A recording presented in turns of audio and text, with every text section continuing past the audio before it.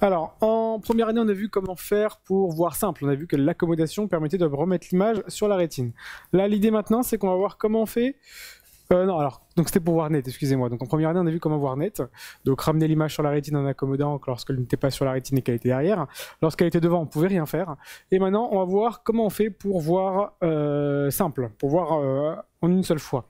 L'idée, c'est que normalement, comme on a deux yeux, on est censé avoir deux images. Une image sur chaque œil.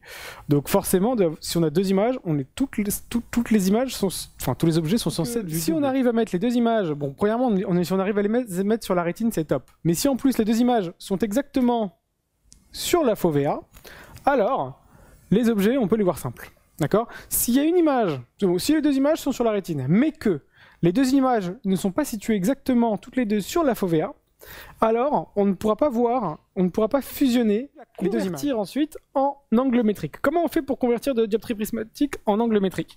On dit que la convergence en angle métrique est égale à la convergence en dioptrie prismatique divisée par l'écart Q' droit, Q' gauche, mais attention, en centimètres, pas en millimètres. Ensuite, ça, c'est la deuxième étape, c'est pour donner la relation entre les deux. D'ailleurs, je peux même aller jusque là.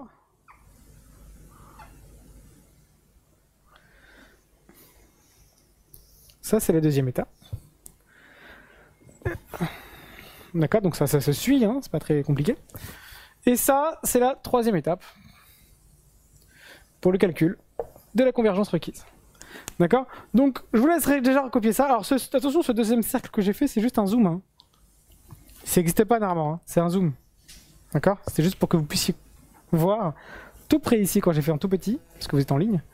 Tout près quand j'ai fait ici, bah, je l'ai fait zoomer ici, d'accord? Donc, je vous laisse déjà recopier ça. Est-ce que c'est un verre positif? D'accord, je prends un verre positif. D'accord, je le mets là. Vous le voyez, verre positif? Ouais, je pense que vous le voyez. Donc ça, c'est un verre positif. Derrière, je vais y passer mon doigt. Hop là. Derrière, je vais y passer mon doigt. Vous êtes prêts? Vous avez vu, il a disparu pendant un moment.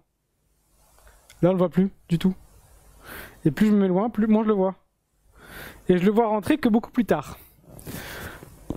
Autre chose. Ça, c'est un verre positif. Je prends maintenant un verre négatif.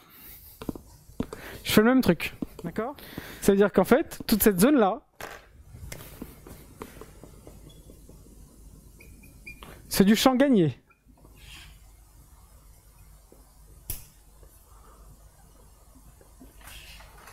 Champ gagné, et ça, c'est ce qu'on va appeler du champ perdu.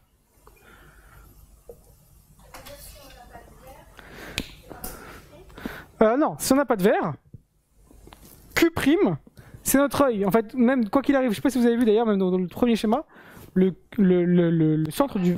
J'ai mis Q' directement. En fait, j'ai jamais mis Q en premier. Le centre du globe oculaire, quoi qu'il arrive, c'est Q', qui est des lunettes ou pas.